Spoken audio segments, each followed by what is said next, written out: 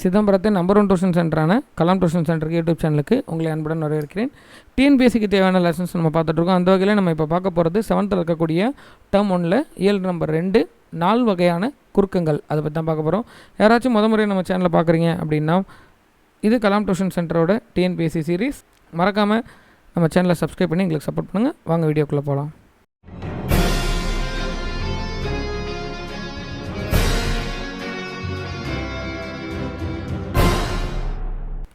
4 வகையான குறுக்கங்கள், அதாவது இயல்பான மாத்திரை அளவிலிருந்து குறைந்து ஒழிச்சா அதை குறுக்கம் அப்படின்னு நம்ம சொல்கிறோம்.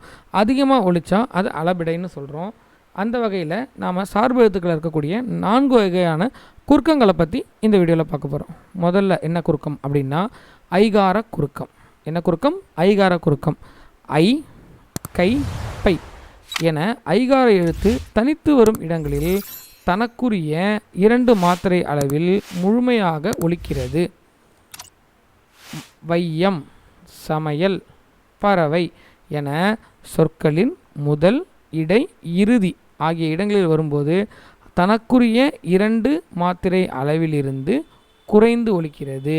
இவ்வாறு குறைந்து ஒலிக்கும் ஐகாரம் ஐகார குறுக்கம் எனப்படும். நல்லா கவனிச்சுக்கோங்க. தனியாக வரும்போது 2 மாத்திரை அளவில் அப்படியே ஒலிக்குது.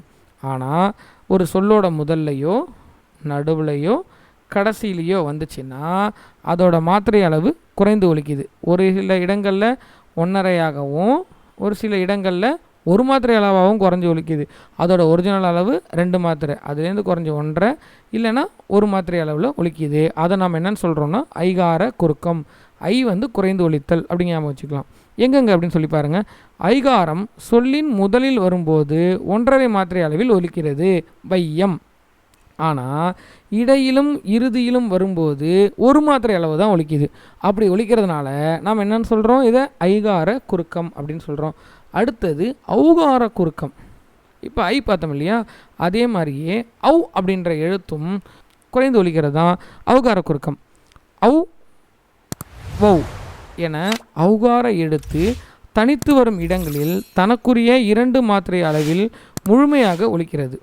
ஆனால் பாருங்களேன், ஔவையார், வௌவால் அப்படின்னு நம்ம சொல்கிறம்போது 2 மாத்திரை அளவிலிருந்து 1.5 மாத்திரையாக ஒலிக்குது.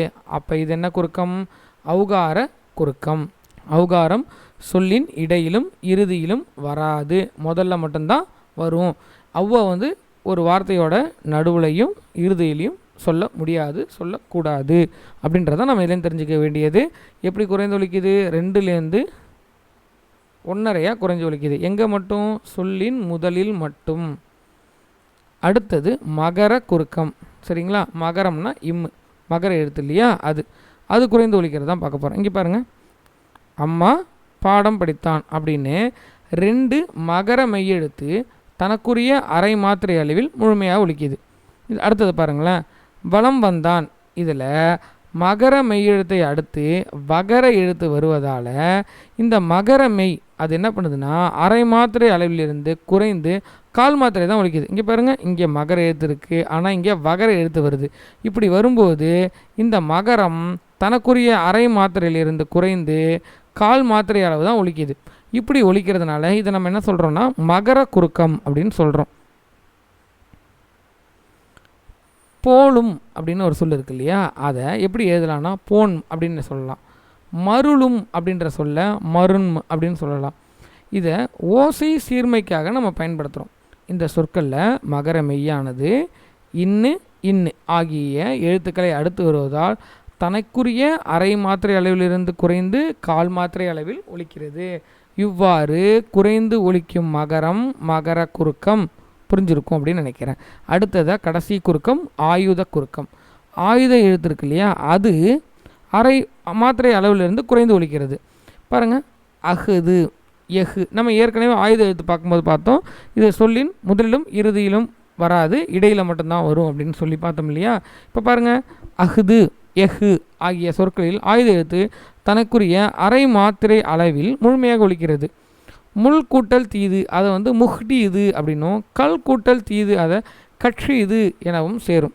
இப்போ ஆயுத எழுத்து தனக்குரிய 1/2 மாத்திரை அளவிலிருந்து குறைந்து 1/4 மாத்திரை அளவில் தான் ஒலிக்குது. இதனால் இது என்ன குறுக்கம்? ஆயுத எழுத்து குறுங்கிறதுனால ஆயுத குறுக்கம். அடுத்தது மதிப்பீட்டு வினாக்கள் பார்ப்போம். இதுலேருந்து உங்களுக்கு தேர்வுக்கு வரும். வேட்கை எனும் சொல் ஐகார குறுக்கம் பெரும் மாத்திரை அளவு 1. அதாவது அதற்கான மாத்திரை அளவு 2, ஆனால் குறைந்து ஒலிக்கிறதுனால 1. மகர குறுக்கம் இடம் பெறாத சொல் என்ன அப்படின்னு சொல்லி பாருங்கள். பணம் கிடைத்தது. ஏன்னா வர எழுத்தில் என்ன வரணும்? வரணும். அப்போ தான் அது வந்து மகர குறுக்கமாகவே மாறும். இங்கே பாருங்கள், போன் மரும் அப்படின்னு மாறிடுச்சு. பழம் விழுந்தது வருதா? ஆனால் இங்கே பாருங்கள் இம் இருக்குது, ஆனால் இந்த இடத்துல வந்து ஈ வருது, இகரம் வருது, ஆனால் பகரம் தான் நமக்கு வரணும். அதனால் இதுதான் விடை. சொல்லின் முதலில் மட்டுமே இடம்பெறுவது எது? ஔகார குறுக்கம். இது இறுதியிலும் வராது, இடையிலும் வராது. ஆயுத குறுக்கம் எங்கே மட்டும்தான் வரும்? நடுவில் மட்டும்தான் வரும், இடையில் மட்டும்தான் வரும், முதல்லையும் வராது, கடைசிலையும் வராது. ஸோ இந்த வீடியோ உங்களுக்கு புரிஞ்சிருக்கும்னு நினைக்கிறேன். இந்த மாதிரி தொடர்ந்து வீடியோஸை பார்க்குறதுக்கு நம்ம கலாம் டியூஷன் சென்டர் யூடியூப் சேனலை சப்ஸ்கிரைப் பண்ணிக்கோங்க. இந்த வீடியோ உங்களுக்கு பிடிச்சிருந்தா லைக் பண்ணுங்கள், உங்கள் ஃப்ரெண்ட்ஸுக்கு ஷேர் பண்ணுங்கள். நீங்கள் என்ன நினைக்கிறீங்க அப்படின்றத கமெண்ட்ஸில் சொல்லுங்கள். தேங்க்யூ.